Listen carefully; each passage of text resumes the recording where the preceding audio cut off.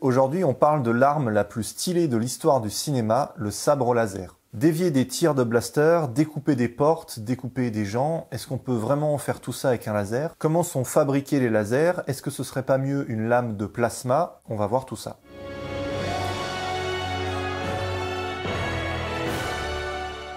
En 1917, Albert Einstein décrit les trois grands types d'interactions entre la lumière et les atomes. A priori, on se dit qu'un atome peut absorber un photon ou émettre un photon, et donc ça fait seulement deux types d'interactions. Pour décrire pourquoi il y a trois interactions et pas deux, Einstein s'appuie sur le modèle de Bohr. C'est un modèle qui a été élaboré par Niels Bohr en 1913 et qui permet justement d'expliquer les absorptions et les émissions de lumière. Quand vous faites passer la lumière du soleil à travers un prisme, vous pouvez séparer les différentes longueurs d'onde, c'est-à-dire les différentes couleurs. On appelle ça un spectre. La lumière, c'est une onde électromagnétique, ce sont des champs électriques et des champs magnétiques qui oscillent, et la distance entre deux maximums de l'onde, on appelle ça la longueur d'onde. La couleur bleue, par exemple, c'est une longueur d'onde de 400 nanomètres, c'est-à-dire 400 milliardièmes de mètre. Et plus vous allez vers le rouge, et plus la longueur d'onde est élevée. On va se servir de ça tout à l'heure pour parler des différentes couleurs des sabres laser. Chose très intrigante, quand on regarde le spectre du soleil, l'ensemble des longueurs d'onde,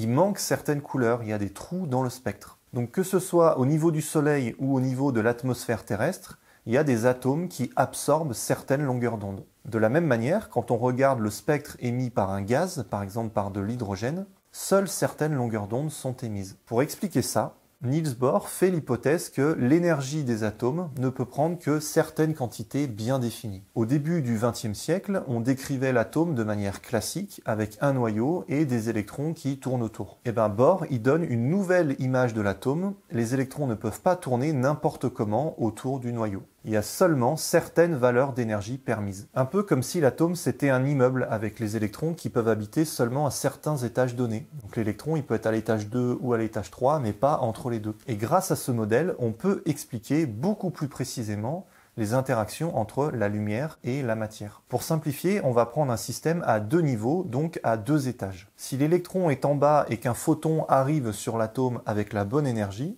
l'électron peut monter à l'étage supérieur en absorbant l'énergie du photon. C'est le premier type d'interaction parmi les trois, c'est l'absorption. A l'inverse, si l'électron est à l'étage supérieur, il peut redescendre spontanément et donc il va émettre de l'énergie sous forme de lumière, donc sous forme de photon. On appelle ce deuxième type d'interaction l'émission spontanée. Mais c'est pas terminé. Il y a un troisième type d'interaction. Un photon peut arriver sur l'atome avec un électron qui est déjà à l'étage supérieur. Dans ces cas-là, le photon va forcer l'électron à redescendre, et on l'a vu, quand un électron descend d'un étage, il émet un photon. Et donc à la sortie, il va y avoir deux photons. Le premier photon qui est arrivé, qui n'a pas été absorbé, il sort du système, et un deuxième photon qui a été émis parce que l'électron est descendu d'un étage. Chose très intéressante et très utile pour fabriquer un laser, le deuxième photon est identique au premier, donc il va avoir la même direction et la même longueur d'onde. Ce troisième type d'interaction qu'on vient de décrire, on appelle ça l'émission stimulée, et c'est ce qui est au cœur du fonctionnement des lasers.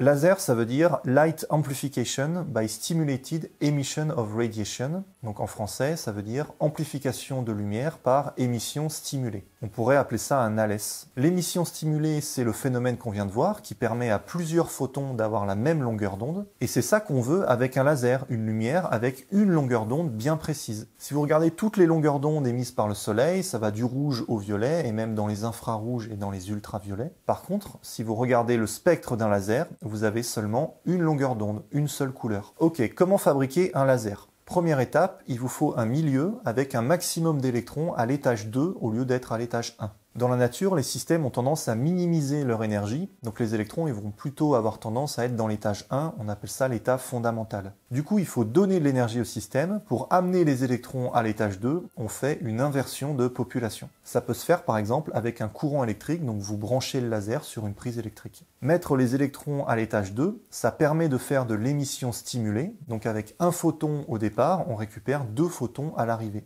Mais ce qu'on aimerait, nous, c'est des milliards de photons. Donc ce qu'il faudrait, c'est que la lumière traverse plusieurs fois le milieu. Et donc, deuxième étape, on coince la lumière entre deux miroirs pour qu'elle fasse un maximum d'aller-retour. Voilà ce que c'est qu'un laser, c'est deux miroirs qui enserrent un milieu amplificateur. Ce milieu, ça peut être du gaz, mais ça peut aussi être un cristal. Vous avez par exemple des lasers à rubis. Et d'ailleurs, dans Star Wars, l'élément central du sabre laser, c'est un cristal qui s'appelle le cristal Kyber. Dans ce genre de cristal, dès que vous avez le moindre photon qui a la bonne longueur d'onde, il va entraîner de l'émission stimulée et donc faire apparaître d'autres photons. Grâce au miroir, on a l'amplification qui se fait un très grand nombre de fois, et l'autre avantage du miroir, c'est que ça crée de la résonance. La longueur entre les miroirs, elle est fixée, et quand vous avez une longueur fixée, ça sélectionne certaines longueurs d'onde en particulier. C'est les longueurs d'onde qui vont résonner dans la cavité. Avec d'un côté l'émission stimulée et d'un autre côté la résonance créée par les miroirs, on obtient de la lumière très pure avec une seule longueur d'onde.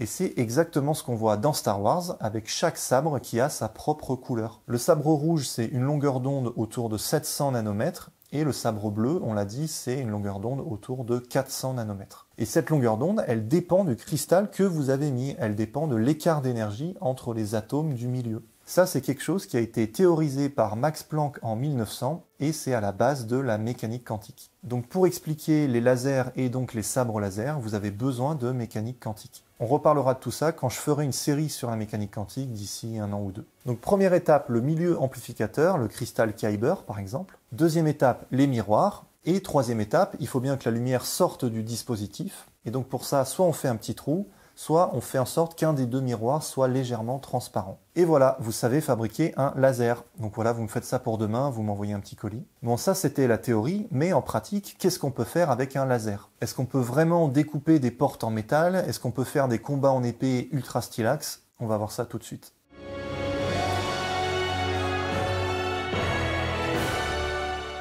On a rapidement trouvé toutes sortes d'utilisations au laser, lire des CD, transmettre de l'information par les fibres optiques, et même récemment faire de la fusion nucléaire. On avait parlé du laser mégajoule dans la vidéo sur la fusion. Et ça sert aussi pour tout un tas de procédés industriels, soudure, découpage, perçage.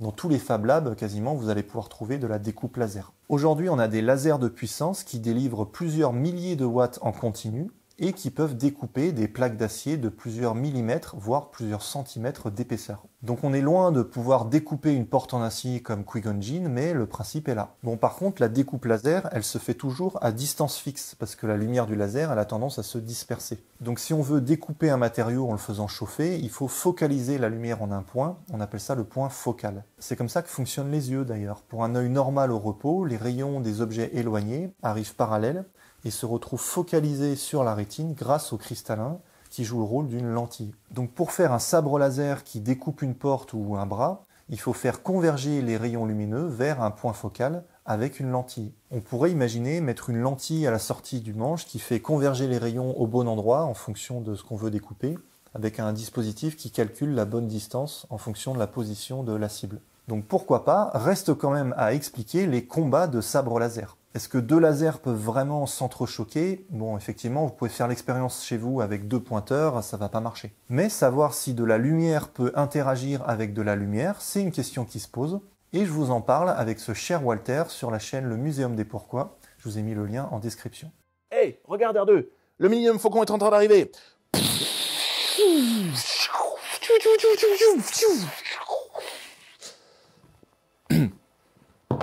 Oui, bien sûr.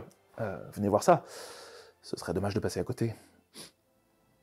Donc entrechoquer des lasers comme des épées, on ne sait pas faire pour l'instant, mais il y a d'autres pistes qui sont explorées, notamment en utilisant des lames de plasma. Le plasma, c'est le quatrième état de la matière qui est créé à haute température quand les électrons sont arrachés aux atomes. Et en mélangeant du propane et de l'oxygène, certains sont arrivés à créer une sorte de lame de plasma d'1 mètre de long, capable de découper du métal. Avec sa cellule d'alimentation dans le dos, le dispositif ressemble d'ailleurs très fortement aux proto-sabres qui sont dans l'univers Star Wars les ancêtres des sabres laser. Donc c'est un bon début et on peut rêver, peut-être qu'un jour vous pourrez faire des combats de sabres laser pour défendre votre planète face à l'Empire. Voilà, j'espère que ça vous a plu. Allez voir la vidéo sur le muséum si vous voulez en savoir plus sur les interactions entre photons. N'hésitez pas à vous abonner, à cliquer sur la cloche pour ne pas rater les vidéos. Vous pouvez me suivre sur Twitter et Instagram et me soutenir sur Tipeee. Encore une fois, un grand merci à ceux qui donnent des sous mensuellement ou ponctuellement. Pour la prochaine vidéo, on continuera la série sur l'électromagnétisme, ce sera sur les rayons cosmiques,